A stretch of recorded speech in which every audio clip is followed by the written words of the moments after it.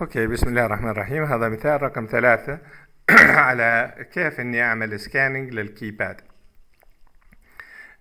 في المثال هذا ما اختلفش شيء عن المثال اللي قبله اللي هو كيباد بروجرام 2، سوى اني عملت فانكشن اسمه سكان لوحده، بستدعيه في المين بروجرام وهو برجع لي الكي المناسب بعد ما انه حدا يضغط على الكي اللي مطلوب.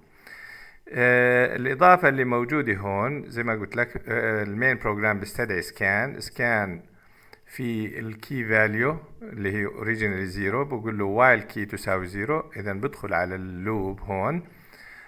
طلع مرة ثانية على البورت هذا اللي هن الروز هذول كلياتهم، طلع عليهم ونات.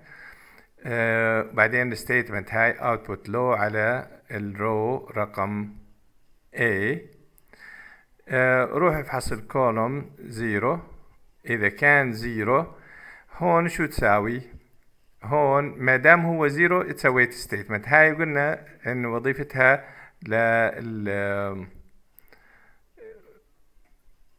وظيفتها للباونسنج، عشان تعمل تيكس كير اوف ذا باونسنج، لانه الميكانيكال سويتشز فيها عمليه باونسنج. فبقول له هنا انتظر عبين ما يعمل السويتش سيتل على الزيرو. الكي تصبح تساوي 1، واللي هي مقابل الكي هنا 1.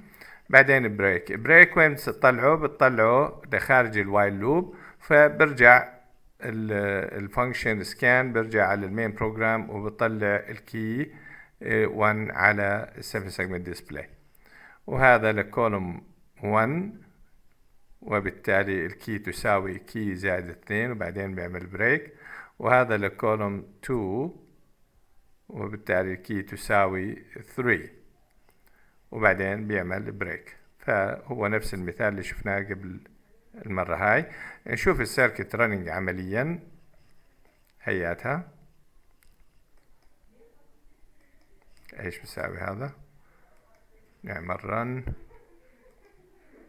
no break points، 2 3 1 2 5، لانه بيعمل سكاننج بس للرول الاولاني، الرول اللي عليه الكيز 1 و2 و3 فقط.